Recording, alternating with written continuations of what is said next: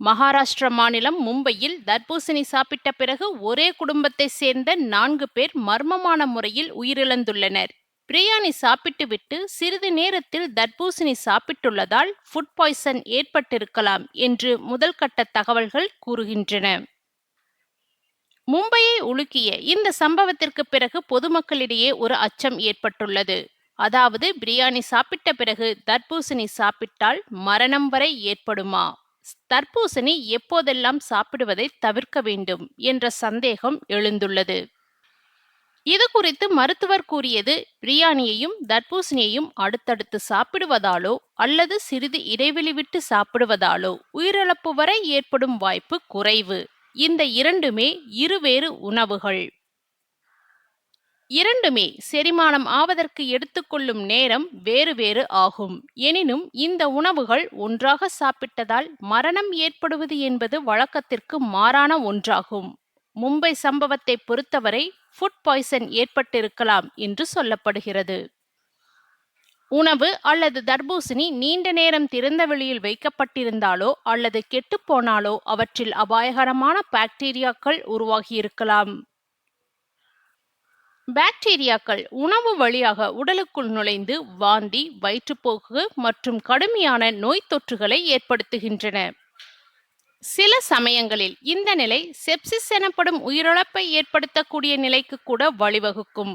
Food poison ஏற்பட்ட பிறகு அறிகுறிகள் வெளிப்படவும் அது தீவிரமாகவும் வழக்காக கொஞ்சம் டைம் எடுக்கும். ஒருவர் ஆரோக்கியமான உடல்நிலையுடன் இருப்பவராக இருந்தால் தொற்றை எதிர்த்து உடல் போராட முயற்சிக்கும். எனினும் தொடர்ச்சியாக வாந்தி மற்றும் வயிற்றுப்போக்கு ஏற்பட்டால் உடலில் நீர்ச்சத்து குறைந்து எலக்ட்ரோலைட்ஸ் குறையும். இதனால் இரத்த அழுத்தம் வேகமாக குறைந்து அதிர்ச்சி நிலை ஏற்படும்.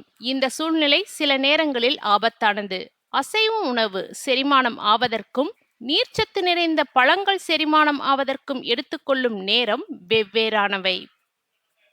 தர்பூசணி உடனடியாக செரிமானம் ஆகிவிடும். ஆனால் இறைச்சி உணவுகள் செரிமானம் ஆவதற்கு நேரம் பிடிக்கும். இந்த இரண்டையும் ஒன்றாக சாப்பிடுவது செரிமான பிரச்சனைகளை ஏற்படுத்தும். ஆனால் உயிரிழப்புக்கு நேரடியாக காரணமாக அமையாது என்று கூறினார். தெற்கு மும்பை பைதோனி பகுதியில் வசித்து வந்தவர் அப்துல்லா. இவரது வயது 40. மனைவி நஸ்ரீன் 35. இவர்களுக்கு ஆயிஷதா, சைனப் என்ற மகள்கள் இருந்தனர். கடந்த சனிக்கிழமை அப்துல்லா வீட்டிற்கு உறவினர்கள் வந்திருந்தனர். எனவே இரவு 10:30 மணி அளவில் அப்துல்லா குடும்பத்தினர் உறவினர்களுடன் அசைவ விருந்து சாப்பிட்டனர். உறவினர்கள் சென்ற பிறகு அப்துல்லா குடும்பத்தினர் நள்ளிரவு 1 மணி அளவில் தர்பூசணி பழம் சாப்பிட்டனர். இந்த நிலையில் நேற்று அதிகாலை 5:30 மணி அளவில் அப்துல்லா குடும்பத்தினருக்கு உடல்நல பாதிப்பு ஏற்பட்டது. குடும்பத்தினர் அனைவரும் வாந்தி, வயிற்றுப்போக்கு ஏற்பட்டது. தொடர்ந்து உடல்நிலை மோசமானதால் மருத்துவமனையில் அனுமதிக்கப்பட்டனர். எனினும் சிகிச்சை பலனின்றி அடுத்தடுத்து 4 பேரும் பலியாகினர். தர்பூசணி சாப்பிட்ட ஒரே குடும்பத்தை சேர்ந்த 4 பேர் உயிரிழந்த சம்பவம் பொதுமக்களிடையே அதிர்ச்சியை ஏற்படுத்தி உள்ளது. பிரேத பரிசோதனைக்கு பிறகு அவர்களின் மரணத்துக்கான காரணம் தெரியவரும். சம்பவம் குறித்து மார்க் போலீசார் வழக்கு பதிவு செய்து விசாரித்து வருகின்றனர்.